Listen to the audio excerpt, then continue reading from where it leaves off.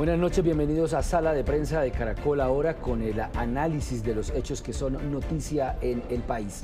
Este fin de semana se desató una tormenta política y judicial que generó todo tipo de reacciones en el gobierno nacional, en el partido de gobierno, en sectores de la oposición, por la captura de Nicolás Petro, el hijo del presidente Gustavo Petro y su exesposa Day Vázquez. Eso se dio el pasado sábado a las 6 de la mañana en Barranquilla. Desde ese momento, pues como lo mencionamos, se generaron todo tipo de reacciones y hay muchos interrogantes por responder. Uno de ellos es si esta captura afecta de alguna manera la gobernabilidad del presidente Gustavo Petro, también qué efectos podría generar en el partido de gobierno, en el trámite de los proyectos de ley en el Congreso de la República, en fin. Para responder estos interrogantes, para analizar este tema, nos acompaña a esta hora de la noche Gabriel Cifuentes, analista político, y también el doctor Pedro Medellín, columnista y analista político también. A ustedes los dos, muchas gracias por estar con nosotros. Buenas noches. Doctor Medellín, lo saludo a usted primero. Buenas noches. Buenas noches, mil gracias por la invitación al programa. Y a Gabriel Cifuentes también muchas gracias, como siempre, por acompañarnos y estar para Caracol ahora en este análisis. Gabriel. Rubén, muy buenas noches para usted, para el doctor Pedro Medellín y por supuesto para toda la amable audiencia de Caracol Ahora. Bueno, y pues empecemos de una vez analizando este tema que ha generado todo tipo de efectos durante este fin de semana y que todavía continúa porque en las próximas horas también se va a llevar a cabo la audiencia de imputación de cargos contra Nicolás Petro y su exesposa Day Vázquez, señalados por la Fiscalía de dos delitos: enriquecimiento ilícito y lavado de activos. Pero lo que nos convoca a analizar es si esta captura, la de Nicolás Petro, tiene efectos en el gobierno nacional y si afecta la gobernabilidad del presidente Gustavo Petro. Doctor Medellín. Bueno, buenas noches entonces de nuevo otra vez. Y mire, yo creo que esta es una captura que no tiene por qué afectar la gobernabilidad del país. Nosotros estamos viviendo un momento muy importante, muy trascendente en la vida política e institucional. Estamos teniendo por primera vez un gobierno de izquierda y estamos viendo también que el aparato judicial tiene que actuar independientemente de los poderes, independientemente de la influencia, independientemente de la presión que pueda ejercer el gobierno. Y en ese sentido no tiene por qué el que haya capturado al hijo del presidente y a su ex esposa por los temas de lavado de activos, no tiene por qué influir en la gobernabilidad del país. El presidente Petro además ha reaccionado de una manera bastante sensata. El presidente Petro ha reaccionado como reaccionaría un padre normal en una condición difícil de que uno de sus hijos está sometido o está expuesto al juzgamiento por parte del aparato judicial debido a elementos que los jueces entendieron y los fiscales entendieron como lo suficientemente ilustrativos. Pero eso no tiene entonces por qué afectar la gobernabilidad del país, no tiene por qué afectar la acción del presidente Petro, ni tiene por qué llevar a que el presidente Petro, como él anunció, no va a presionar al fiscal. Y eso me parece que es una señal que es positiva. Y es que a propósito recordemos, digamos, la primera y la única reacción que hasta el momento se ha dado por parte del presidente Gustavo Petro. Uno de los apartes que el doctor Medellín menciona de esta reacción del presidente Gustavo Petro es que dice: como afirmé ante el fiscal general, no intervendré ni presionaré sus decisiones, que el derecho guíe libremente el proceso. Gabriel, ¿usted concuerda un poco con lo que está diciendo el doctor Medellín? ¿Cree que esto no va a afectar de ninguna manera o no puede afectar de ninguna manera el tránsito del gobierno nacional, la gobernabilidad? Pues Rubén, yo coincido parcialmente. Yo coincido con el hecho de afirmar que efectivamente la respuesta que dio el presidente Gustavo Petro es la respuesta deseable de un jefe de Estado que respeta la división de los poderes y la actividad investigativa de la Fiscalía, y creo que eso es destacable. Segundo, yo creo que esto sí tiene un impacto político claro. y tiene un impacto político claro en un momento en el cual se cumple un año de la gestión del presidente Gustavo Petro, donde no es el primer escándalo que ha tenido que soportar, pues no su gobierno directamente, pero no, ha tenido que soportar la crisis de Laura Sarabia, de Armando Benedetti, ahora este que es un golpe muy fuerte porque a los ojos de la opinión pública y para el mismo gobierno va a tener que salir a defenderse, va a tener que gastar energías en salir a explicar, sobre todo Rubén, porque lo que preocupa al interior del gobierno, supongo yo, en estos momentos, es la posibilidad que a través de estas investigaciones se pudiese llegar a concluir o no que efectivamente hubo ingreso de recursos no reportados a la campaña, que fue lo que se denunció en un primer momento. Segundo, creo que es un golpe para el proyecto político del pacto histórico en la costa Caribe y en particular en el Atlántico, donde el hijo del presidente Gustavo Petro se encargó de la campaña y estaba también avanzando en la consolidación del proyecto político en la costa Caribe. Así que yo creo que señalar que no va a haber ningún efecto político, que no debería tener ningún efecto político, pues no me parece del todo acertado. Ahora, sí coincido en que el Estado y el gobierno debería seguir funcionando normalmente porque esta investigación de lo que se conoce afecta en primera persona es al hijo del presidente y no al gobierno nacional. Pero yo sí creo que va a tener un impacto político. Esto va a tener que obligar al presidente Gustavo Petro, lo quiero o no, a recalibrar un poco de fuerzas y seguramente pues es una investigación que va a durar un buen tiempo y de la cual seguramente van a tratar los opositores de sacar réditos señalando que esa plata ingresó a las cuentas de la campaña del presidente Gustavo Petro en el 2022. Claro, porque se habla de que son cerca de, según la Fiscalía, y es lo que investiga, cerca de 2.000 millones de pesos que habrían entrado a la campaña presidencial del presidente Gustavo Petro y que no fueron reportados.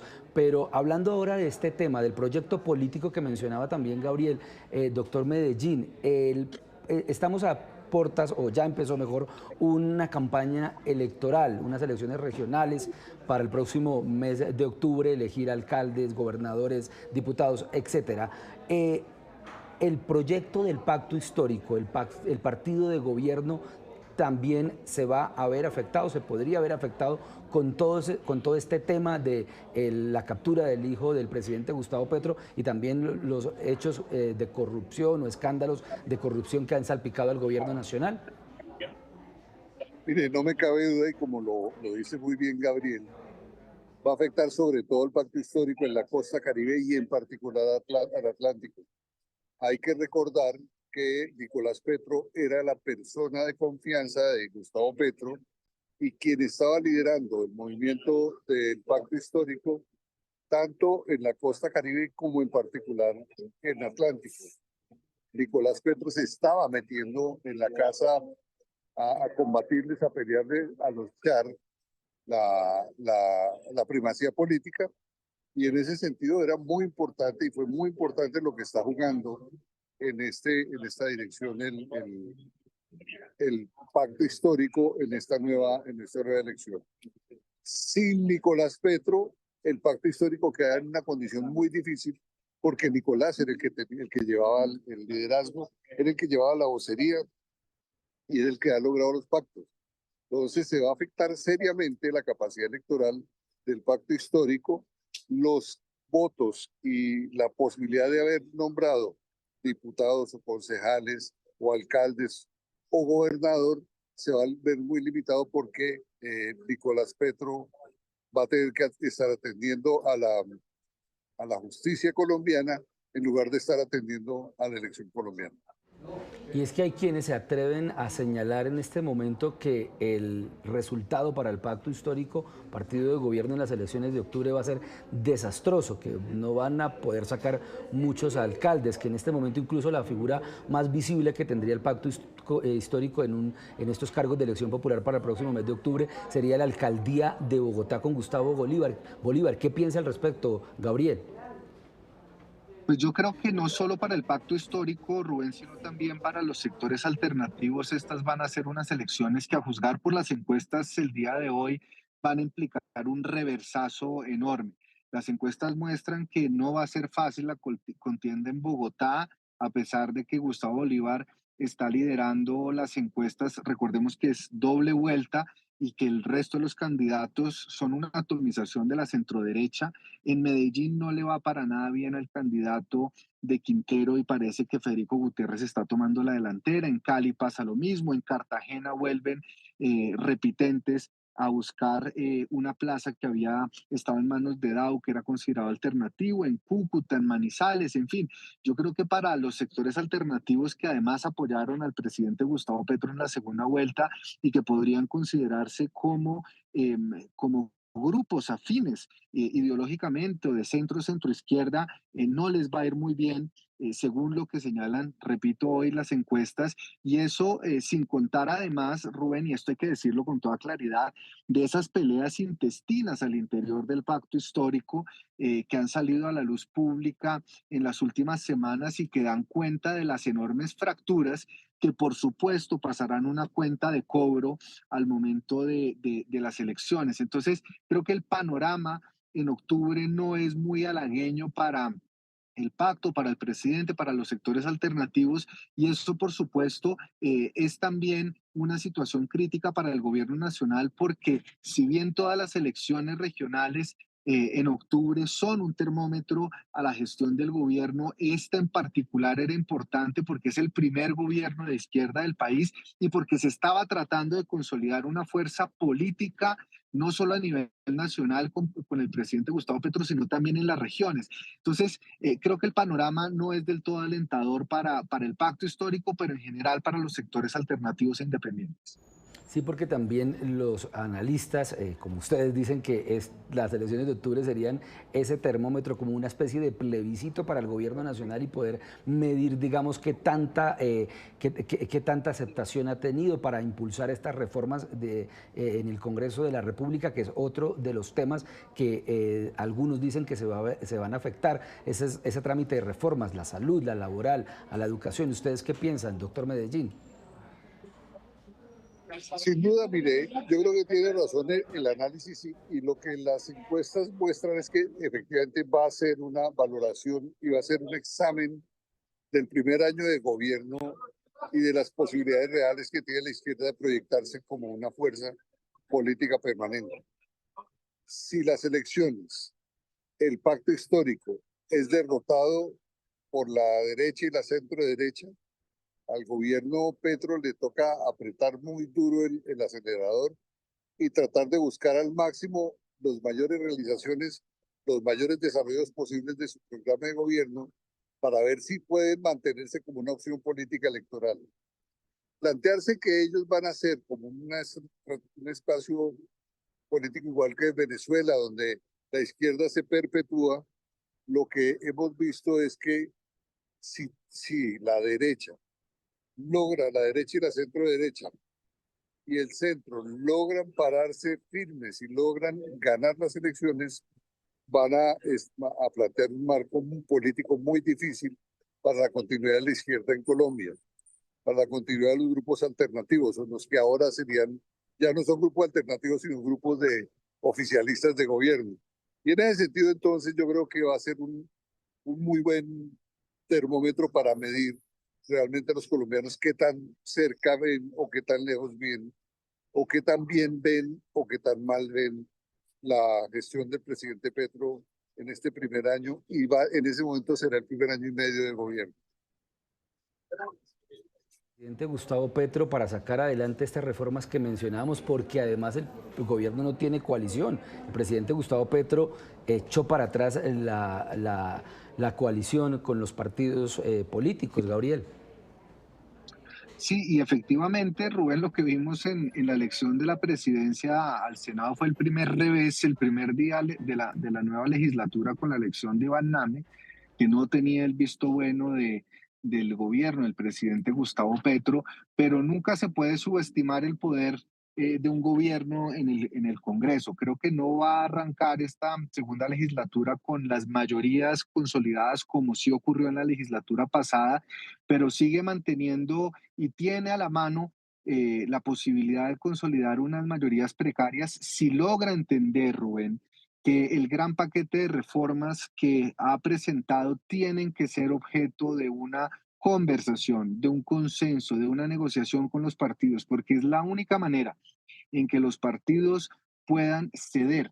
Y sobre todo en estos momentos, Rubén, porque con las elecciones regionales atravesadas, no solo los congresistas están más preocupados por lo que pasa en las regiones, pero los partidos políticos son menos proclives a hacer acuerdos de carácter político con proyectos que puedan ser sensibles y afectar a su base. Entonces, si se tienen en cuenta las elecciones, este gobierno va a tener una legislatura muy corta, una legislatura que además puede tener un desgaste del gobierno y si no logra aterrizar a consensos, incluso renunciar a ciertas líneas rojas, priorizar su agenda legislativa, va a ser muy difícil que pase todo el paquete de iniciativas que presentó el año pasado en la primera legislatura. Ahora hablemos de otro tema que se le viene al presidente Gustavo Petro en medio de todo este escándalo, de todo esto que ha ocurrido en los últimos días, y es la conformación de la terna para fiscal, para presentarla ante la Corte Suprema de Justicia.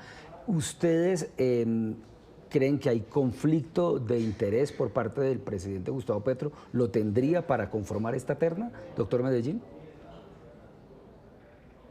Mire, yo creo que el tema es un tema mucho más ético que legal, en el sentido en que el presidente, efectivamente, al tener a su hermano parte de su gobierno ante probablemente a su hijo y probablemente a su hermano ante los jueces, va a tener un escollo muy fuerte para plantear la elección de la terna de fiscal general. El tema es un tema más ético. No hay ningún impedimento legal en términos de que el presidente no dice la ley por ninguna parte que si el presidente llega a tener algún compromiso tal, sino que el problema es un problema de más ética, de decir, voy a esperar a que el proceso avance o que el proceso se resuelva para presentar unos candidatos y terminará presentándolos eh, con la convicción de que los candidatos podrán declararse con impedimento para continuar el proceso o planteando que por su calidad ética y moral pues pueden seguir avanzando en las investigaciones que hace la Fiscalía. En ese momento también hay que considerar que los procesos que se estén llevando a cabo ya están en manos ya no de los fiscales, sino de los jueces, y en ese sentido, pues no habría dificultad para el presidente Petro para presentar sus candidatos o para postular la terna que él tenga en la cabeza para la elección del próximo fiscal general de la Nación. Entonces, son esos dos escenarios. Un escenario donde si el proceso no avanza y la fiscalía todavía tiene influencia y todavía participa, pues habrá que considerar ese elemento. Pero yo creo que para el nivel de desarrollo que se va a tener para ese momento, desde el punto de vista del proceso judicial, pues eso ya está en manos de los jueces y por fuera de la fiscalía, y el asunto de fiscal no tendría por qué estar afectando la acción de de la, de la fiscalía. Gabriel, ¿usted cree lo mismo o cuál podría ser entonces ese camino para el presidente Gustavo Petro en lo que tiene que ver con la conformación de la terna para fiscal? Rubén, varias cosas. Yo coincido en primera instancia con el doctor Pedro Medellín, que aquí no hay un impedimento de carácter legal. Si acaso la discusión aterrizaría al campo de lo ético, y en eso coincido plenamente. Lo segundo que hay que señalar es que el presidente constitucionalmente tiene la función de ternar y quien elige al fiscal en su sana sabiduría es la Corte Suprema de Justicia. Lo tercero que hay que señalar, Rubén, en este caso es que los fiscales están cubiertos por la autonomía judicial, es decir, el fiscal general de la nación no interviene directamente en estos procesos, por lo cual se dilataría un poco ese posible conflicto de interés en ternar al nuevo fiscal. De hecho, la misma Corte Suprema cuando la defensa de Nicolás Burgos recusó al fiscal y pidió que se nombrara un fiscal ad hoc por las animadversiones aparentes entre el presidente de la República y el fiscal. Señaló que al existir esta autonomía judicial de los fiscales investigadores, pues el vínculo del fiscal general con el caso es absolutamente nulo. Los fiscales son autónomos en el adelantamiento de las investigaciones. Por esas razones, yo no creo, Rubén, que haya por el momento ninguna razón jurídica para pensar que el presidente de la República esté inhabilitado o de alguna u otra manera impedido para ejercer su función constitucional de ternar al próximo fiscal general de la Nación. Y no podríamos terminar en un escenario, por ejemplo, que de la terna, que de los ternados que presente el presidente Gustavo Petro, pues el que salga, exista otra persona que llegue y recuse y pida también un fiscal ad hoc, porque argumentando que este fiscal que salió de la terna del presidente Gustavo Petro no da garantías para el proceso de Nicolás Petro, doctor Medellín. No, como explicaba bien Gabriel, ¿sí? El proceso, en la parte procesal ya es el fiscal del caso y ellos tienen autonomía. No es el fiscal general que esté llevando la vocería de la fiscalía en el proceso, sino hay un fiscal que está actuando en esa dirección.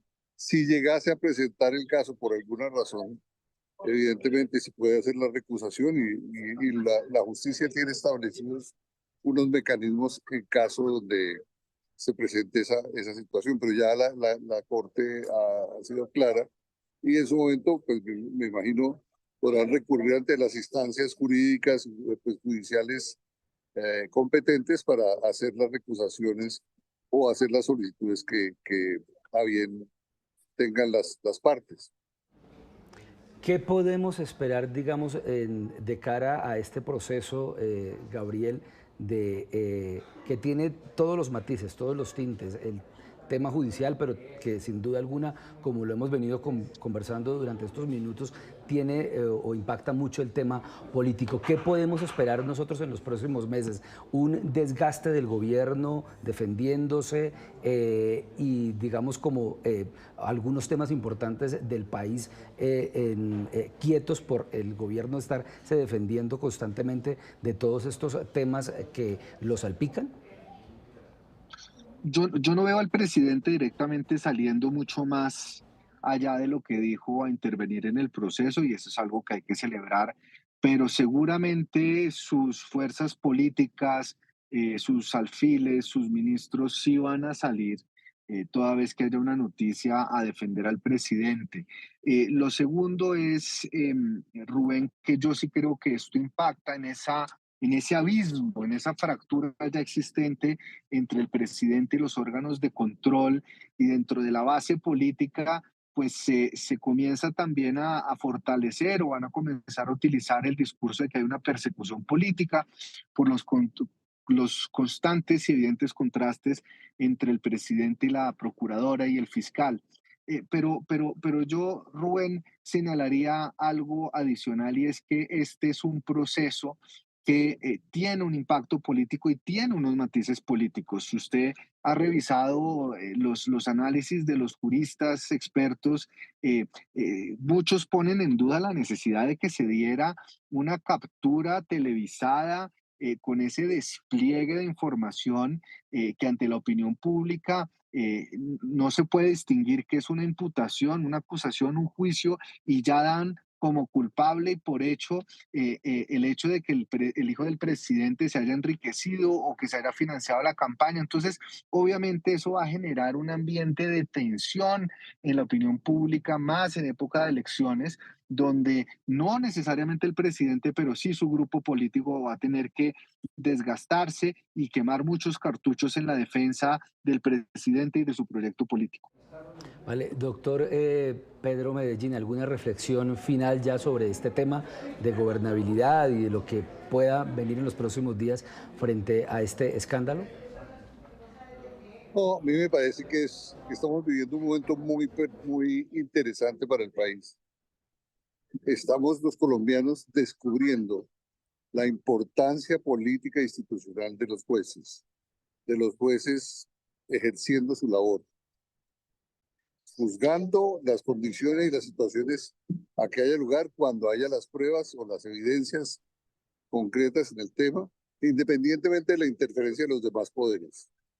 Y en ese sentido, mientras tengamos jueces sólidos y mientras tengamos un aparato judicial que funcione y un gobierno que respete las acciones de la justicia, vamos a tener un país creciendo, un país positivo, un país con instituciones fuertes. Creo que la señal es una señal positiva.